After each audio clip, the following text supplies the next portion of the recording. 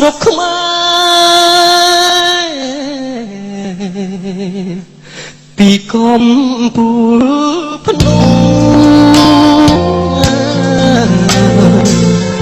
ឃើញហើយកូនយំ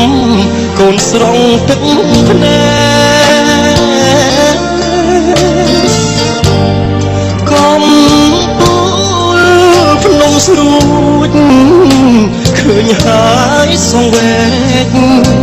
ពេលនេះទុកបែកទៅណាបាត់ហើយទូចយំលវើយលវើ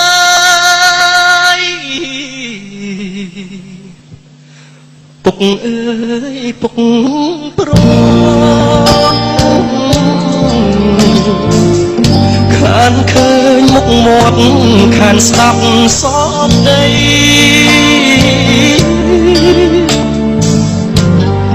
អង្គហានពុកចាំកូនមុនខ្សែពេលនេះលោកពុកទៅចោលកូនហើយកូនរត់ដល់ផ្ទះហើយពុកពេចក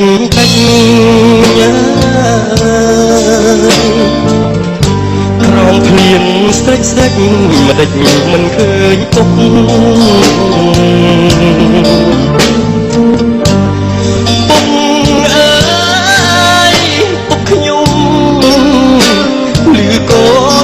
ទេ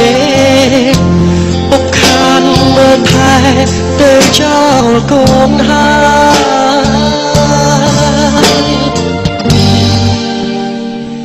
អ្នកណាមិន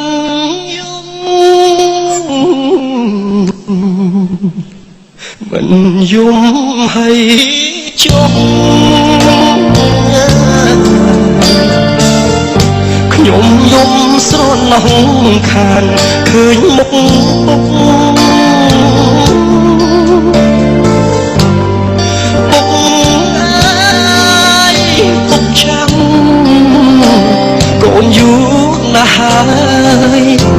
ពុកអើយសូមទៅឋានសួគ៌ណាពុក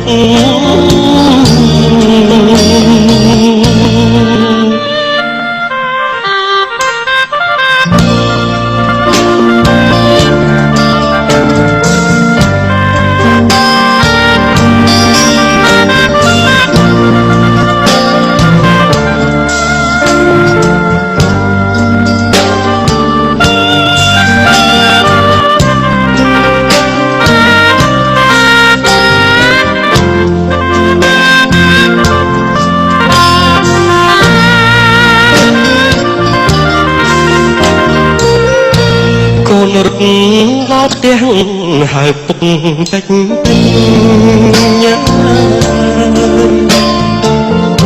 ក្រោមព្រៀងស្រេចមិនដេចមិនឃើញពុកពុកអើយពុកខ្ញុំឮកូនហើយទេពុកខានមើលថែទៅចោលកូនហើយ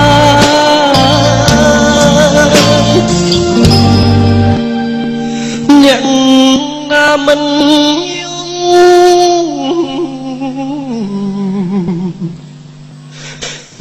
យំហើយជុំខ្ញុំយំស្រណោះខានឃើញមុខពុក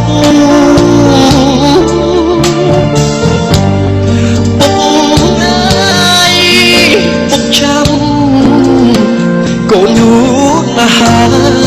យពុកអើយសូមទៅឋានសួគ៌ណាពុកមិន